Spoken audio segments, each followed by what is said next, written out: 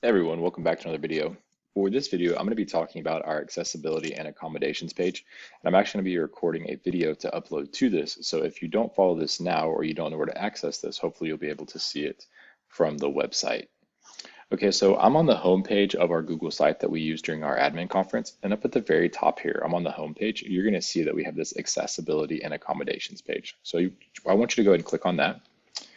And it's going to go ahead and bring you down to this page. Now, this link we're going to clean up a little bit, but for right now, this is just a link to the TEA website. And that's where we're getting all of our information about the different types of questions that can be seen on the end of the year exams as well as the STAR test.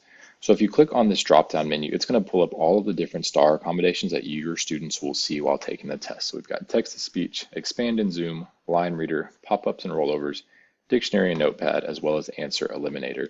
Now we're going to do a separate video for aware, but that's got a few more pieces to it. But for this video, I'm going to focus on Canvas. So if I click on the Canvas drop down right here, it's going to show you that we have accessibility, which is going to be immersive reader, as well as the accommodations, which are removing the time limits, multiplying time limits, and additional attempts for students.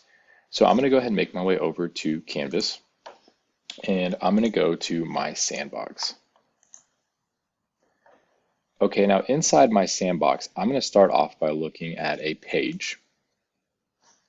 Now, when I click on a page, and I just clicked on my pages, I can view all of my pages here. So this is going to be any page that you have created. It's going to be listed in here. So I'm just going to pick a random one. We'll pick the Civil War Trust, the Gettysburg.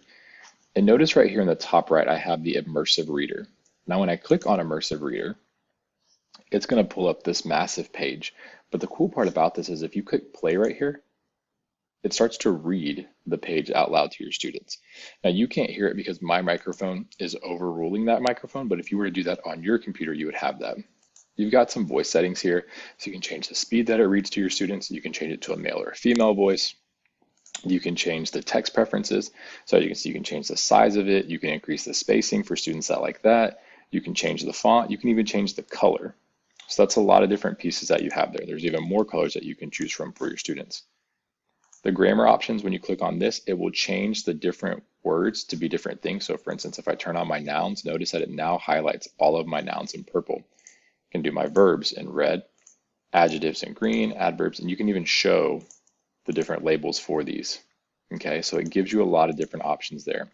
And then the last thing you can do is you can change it to look like a book. And what I mean by that is when you focus it down a little bit more, it's got more specifics for you. So it's got that individual line. So now as I hit play, it's going to focus on those lines. Now the students will have to adjust those as they go, but if they want to look at something specific, they have that option and they can have that option read to them. Okay, so there's a lot of different things that you can do with Immersive Reader. Now the one downside to Immersive Reader is as of right now in the Canvas new quizzes, this is not applicable to all of the questions. That is something that Canvas is aware of and they're working hard on getting that resolved. But new quizzes is actually an external tool that they are hoping to make their primary focus in the next couple of years. But for instance, if I were to the admin conference accommodations quiz that I've been working on,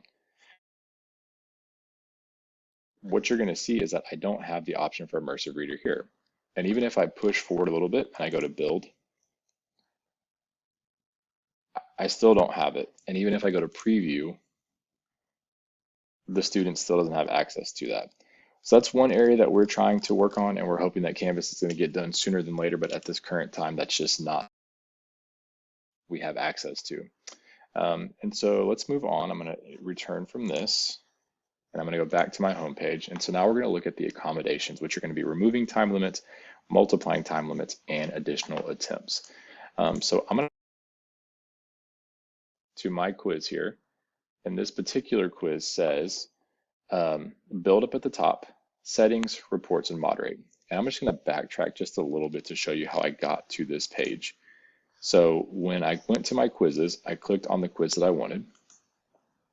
And from here, it's going to bring up the main page where you can fill out your information, name it, how many points you want it to be worth, who's going to take it, all of those great things.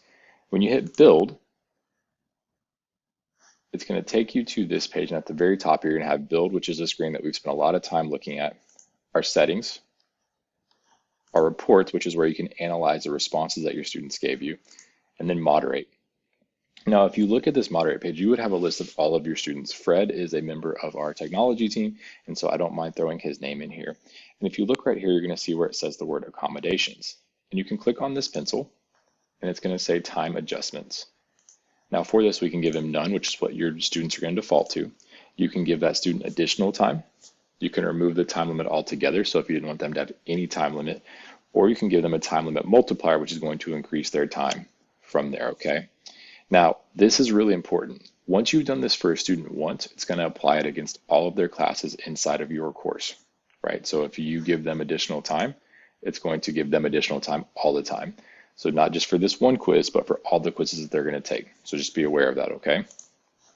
And then also what you can do from here, so notice I'm on the same page, I can click on moderate, and over here I can give additional attempts to that student. So for instance, if we wanted to give them one time to try it, since they were maybe absent, or maybe they have something in some of their accommodations, and you want to make sure that they're getting multiple tries on this, you can come in here and change that.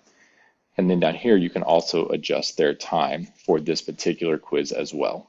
Okay, so you've talked about the accessibility with the immersive reader, as well as the accommodations that are built into Canvas. If more of these come available, or if we learn about more of them, we will definitely update this video and add those to them. But hopefully this is a good start, and this gets you moving in the right direction for what your students are going to be seeing and how you can best serve each individual student and give them the best opportunity to be successful. Thanks for watching this video. If you have any questions about Canvas, please feel free to reach out to your digital learning specialist. We'll be more than happy to answer any of your questions. If we don't know the answer, we'll find it for you. Thanks, have a great day, and good luck this year.